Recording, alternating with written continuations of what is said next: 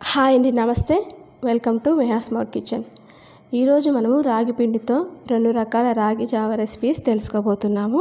ముందుగా రాగుల గురించి మనం తెలుసుకోవాలంటే రాగులలో కాల్షియం, మెగ్నీషియం, పొటాషియం, ఐరన్ ఉంటుంది. దీని వలన ఎముకలు దృఢంగా తయారవుతాయి. దీనికోసం ఒక బౌల్లో 2 టేబుల్ స్పూన్ల రాగి పిండిని తీసుకోవాలి. ఇందులో కొన్ని వాటర్ వేసుకొని ఉండలు లేకుండా కలుపుకోవాలి. ఇలా ముందుగానే పిండి కలుపుకోవడం వల్ల మన రాగి జావ చేసేటప్పుడు ఉండలు కట్టకుండా ఉంటుంది. చూసారు కదా, ఇలా ఉండలు లేకుండా బాగా కలుపుకోవాలి. ఇప్పుడు మనం స్టవ్ మీద ఒక గిన్నెను పెట్టుకొని అందులో 1 కప్ వాటర్ వేసుకుందాం.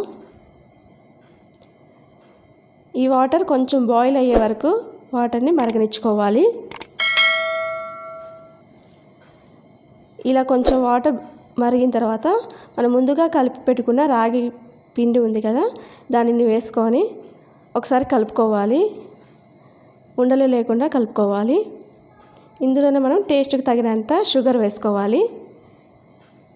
ఒకసారి దీన్ని బాగా కలుపుకొని మీడియం ఫ్లేమ్లో ఒక 5 మినిట్స్ ఉడకబెట్టుకుంటే సరిపోతుంది. ఇది కొంచెం థిక్గా అయిన తర్వాత ఇందులో మనము ఒక 1/2 కప్పు మిల్క్ వేసుకోవాలి. కాచి చల్లార్చిన పాలండి ఇవి. కాచి చల్లార్చిన పాలు ఒక 1/2 కప్ వేసుకోవాలి. వీటిని ఒక 2 to 3 మినిట్స్ ఉడకనిచ్చుకోవాలి. తర్వాత ఇందులో మనము ఒక 1/2 టీ స్పూన్ ఇలాచీ పౌడర్ కూడా వేసుకోవాలి. ఒకసారి కలుపుకుందాం. ఈ రాగి మాల్ట్ అయిపోయినట్టే అండి. ఇప్పుడు మనం దీన్ని స్టవ్ ఆఫ్ చేసేసి సర్వ్ చేసుకోవడమే. మరొక జావ కోసం ఒక బౌల్లో ఒక 2 టేబుల్ స్పూన్ల రాగి పిండిని వేసుకుందాం. ఇందులో తగినన్ని వాటర్ వేసుకొని ఉండలు లేకుండా కలుపుకోవాలి. ఇలా ఉండలు లేకుండా కలుపుకున్న తర్వాత దీనిని ఓవర్ నైట్ ఇలాగే వదిలేయాలండి. ఇలా చేయడం వల్ల ఏమవుతుందంటే రాగి పిండిలో ఉన్న పోషకాలన్నీ వాటర్లోకి అబ్జర్వ్ అవుతాయి.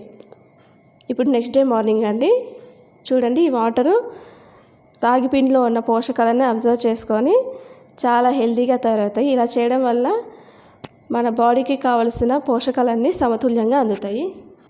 ఈ రాగి జావని సీజన్తో పని లేకుండా ప్రతిరోజు తీసుకోవడం వల్ల ఇందులో ఉండే హెల్త్ బెనిఫిట్స్ మన శరీరానికి అందుతాయి.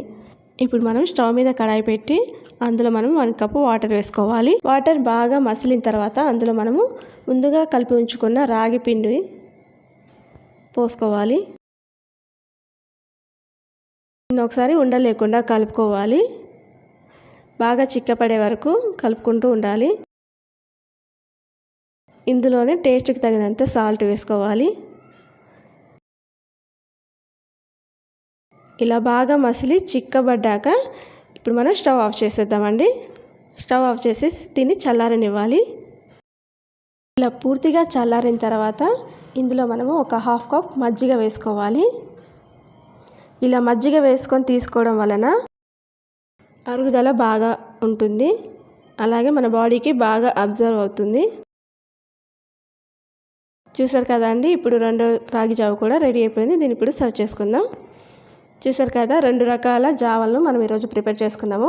కొంతమందికి స్వీట్గా తాగడం ఇష్టమైతే కొంతమందికి స్పైసీగా తాగడం ఇష్టం ఉంటుంది. స్వీట్ రాగి జావ పైన మనం డ్రై ఫ్రూట్స్తో గార్నిష్ చేసుకుందాం.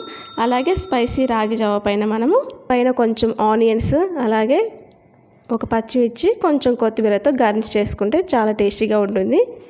ఈ వీడియో మీకు నచ్చినట్లయితే లైక్ చేయండి, షేర్ చేయండి, సబ్స్క్రైబ్ చేయండి. Thank you for watching.